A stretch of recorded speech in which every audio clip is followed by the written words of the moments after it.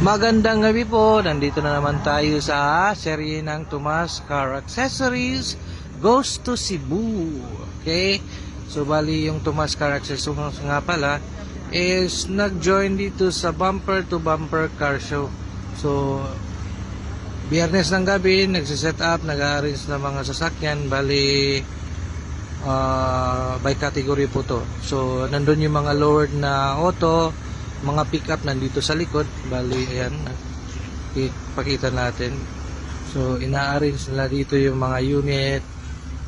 So yung sa Tomas nga pala, meron tayong entry na FG Cruiser by Sir Arvin Perante from Link. Tapos meron tayong unit ni Cuadro Alas, Mr. Janrel Cosimero. Ito yung unit na sinama natin sa car show. Bali, nakaset up na to sa Tomas Car Accessories. So, meron tayong sticker dyan nakalagay. So yung hard top shells, yung nilagay natin sa likuran, mga metal things dito sa galing sa Tomas po yan, yung sa camper shell hard top sa taas. Tapos yung mga accessories nito galing din ng Tomas. Bali Tomas, alagang Tomas po to. So medyo malilim dito sa part na to.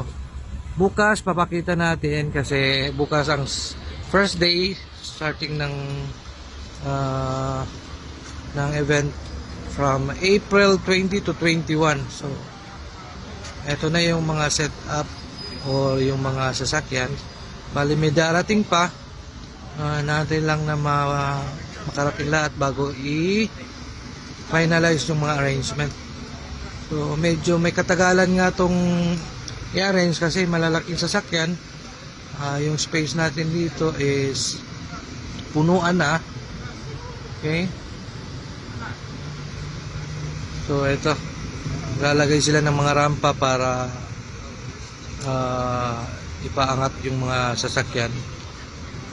So sa gustong pumasyal at makita yung mga setup ng mga sasakyan dito, nandito po tayo sa Mactan Cebu International Airport, sa may parking area po tayo.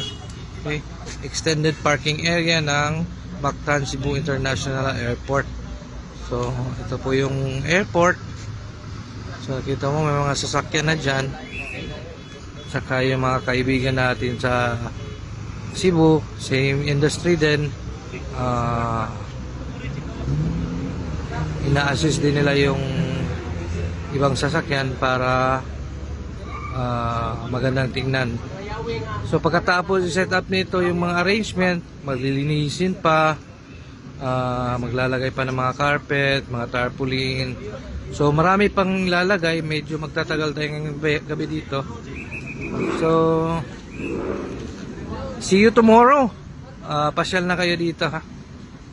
Okay, open kami from open yung bumper to bumper car show nga pala, Mactan Off-Road and Overland Expo.